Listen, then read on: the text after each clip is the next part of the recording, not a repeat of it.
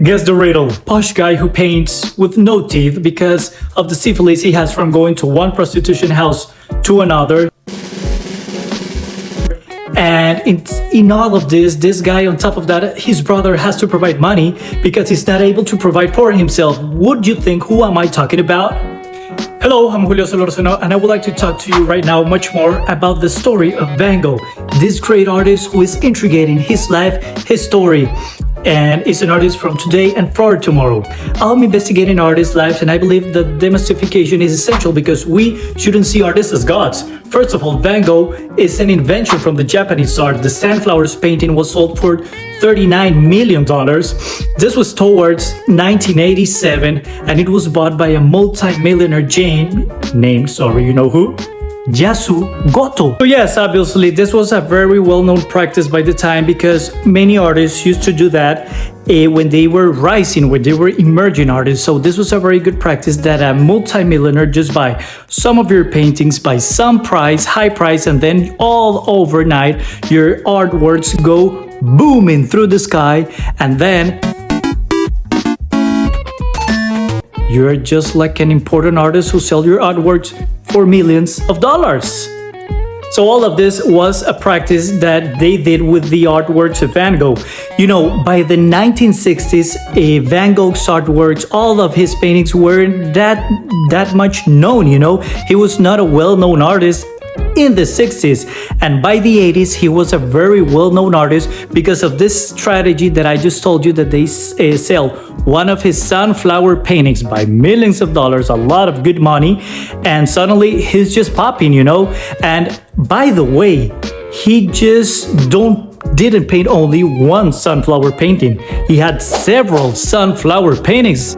So yeah, they were several sunflower paintings, and all of this just happened because they chose only one sunflower painting to be the winning horse, and they sold it for a good amount of money. And by the way, I would like to tell you also another interesting fact, is that these Van Gogh sunflower paintings were not meant to be exposed or exhibited at museums or art galleries.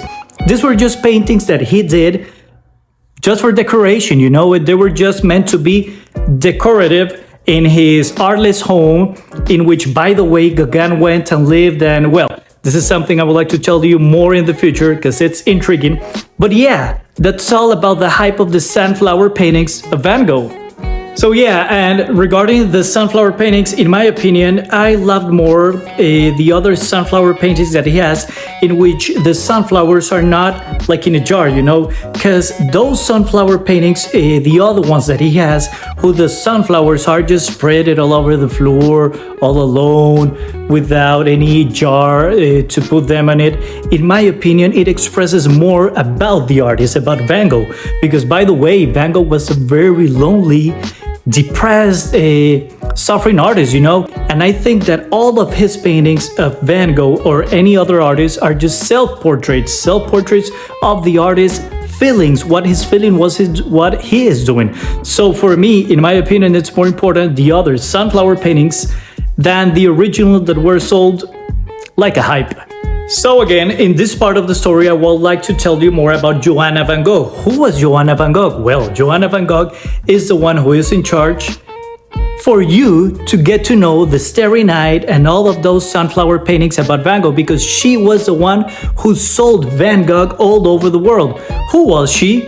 Well, she was a lady who was married with his brother, Theo, his beloved brother, yes. And when Van Gogh died and Theo died, she inherited all of his paintings of Van Gogh. So what did she did? Well, smart, clever lady. She just started making exhibitions, trying to sell a painting of Van Gogh here and there. And that was the beginning of the explosion of Van Gogh's artworks.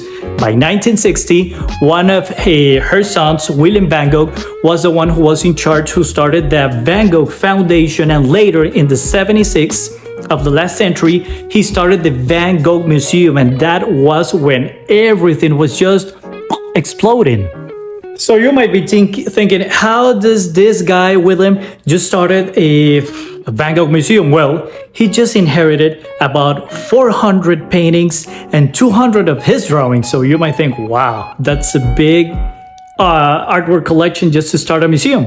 And yes, but don't you think that it was just like that? If it was not because of a strike of good luck, maybe we didn't even knew who Van Gogh was. Can you imagine life without him? Interesting. And another interesting fact is that Van Gogh was not, in my opinion, one of the best Impressionists. In my opinion, he's kind of one of the worst Impressionist painters of the time. Why? Well, the Impressionist painters of that time, like Monet, like Gauguin, and these other painters were more subtle. They have a better brushstroke. They worked outdoors, as Van Gogh also did. He worked and painted also outdoors, and that's why many of the people in the history call him not an Impressionist, but a post-Impressionist painter. Another myth I would like to take out from your minds about Van Gogh is that it is said that Van Gogh during his whole lifetime did not sell even one single painting. That's not true. Van Gogh was one of the artists that made art exhibitions, and in one of his art exhibitions, he sold one of his paintings called The Red Vineyard, which is over here. And, by the time artists didn't make art exhibitions only at art galleries. These art exhibitions were held at cafes that were very popular, where everybody went to talk, to chat, to talk about philosophical things, science, art, and everything.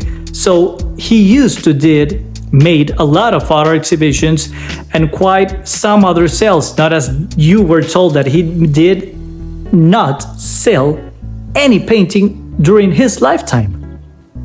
And by the time the painters used to do this to make art exposition at cafes, because art galleries weren't that popular like they are today, okay? So he used to make art expositions, like for example in Tangai's shop, this guy that you see over here, it's a guy who many other great artists as Seurat, Gauguin, Monet were there and did art expositions also. So Van Gogh was over there. Van Gogh also did many art exhibitions with a group of the 20s, and he did many art expositions in the Salon de l'Indépendance also. And, he did quite, maybe not well, but he did like an art career while he was alive. So they just lied to you. Another thing, don't you think that this guy did sell some artworks, given the fact that his brother Theo was an art merchant, l'art marchand? He was an art consultant, we could say by this time. He could be maybe that thing.